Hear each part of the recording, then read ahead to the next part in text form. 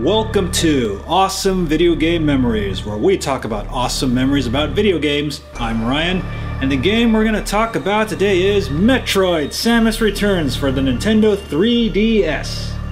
So Metroid Samus Returns for the 3DS is a remake of the second game that came out on the Game Boy back in 1991, but we gotta talk about something first. The big elephant in the room. You know, I think I have to bring this up. So, do you guys remember a little fan-made game called Metroid AM2R, aka another Metroid 2 remake? Because I sure as hell do. So I do have to confess, Metroid 2 Return of Samus on the Game Boy was probably not my favorite of the Metroid games because there were a lot of problems with it, which I will address in its own video.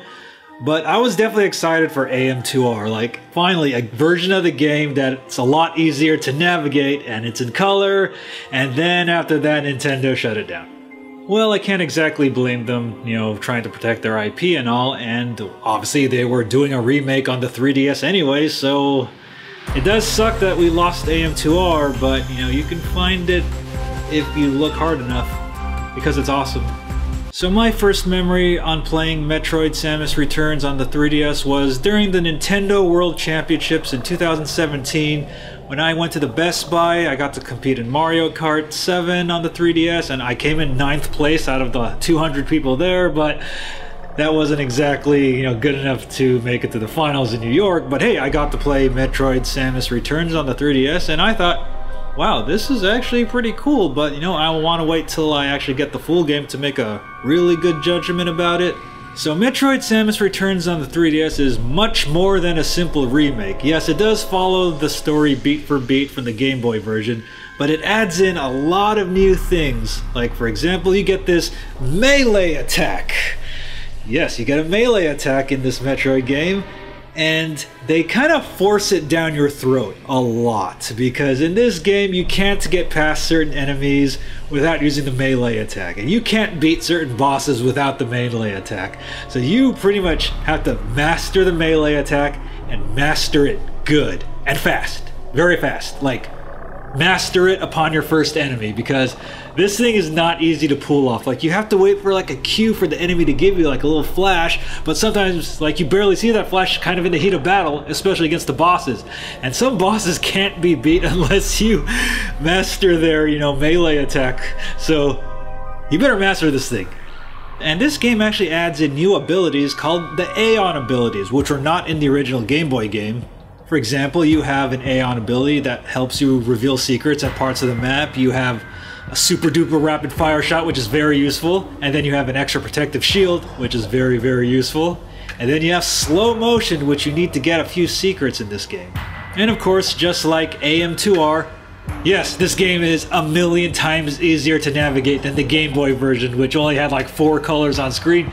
Yes, you have like a full spectrum of 3DS colors to choose from, and you get a map. Yes, you get a map on the bottom of your screen, which is so useful for this game. Like, wow, I remember playing the Game Boy version of Metroid 2 and not knowing where the fuck I was going. Well, this game makes it a lot easier, trust me. Now, if I do have to say some gripes about this game, and I got quite a few, it's a solid remake, but it does have its fair share of problems.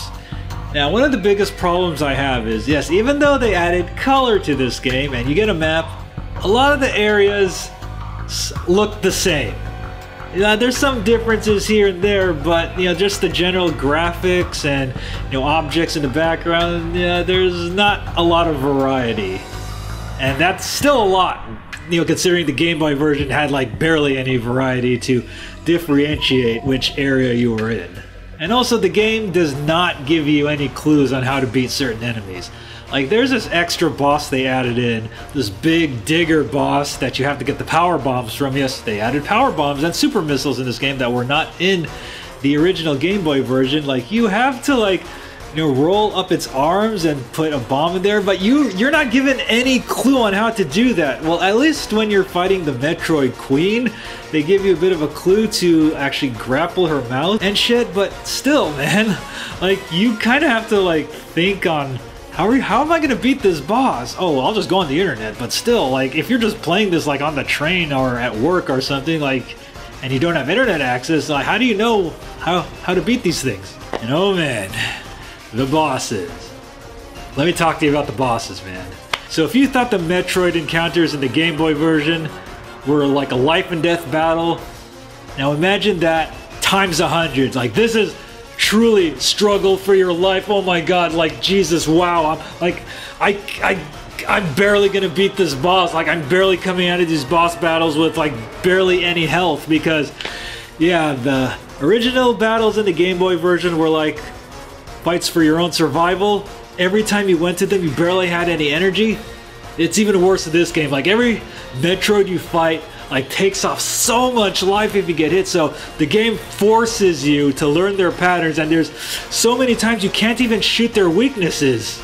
Yeah, like even the first incarnation of the Metroid mutations, like they shield their weaknesses, like their bodies, they shield their bodies with some kind of electrical force, which they didn't do in the Game Boy version, but even in the Game Boy version they were still hard to beat, and now they're a lot harder to beat in this game. But I do have to admit, the Metroid Queen is a lot easier to beat in this game than in the Game Boy version. Like, they actually do give you a couple of cues where you can actually, grapple her mouth, and you have to roll inside her stomach and blow her up from the inside, which you didn't do in the Game Boy version.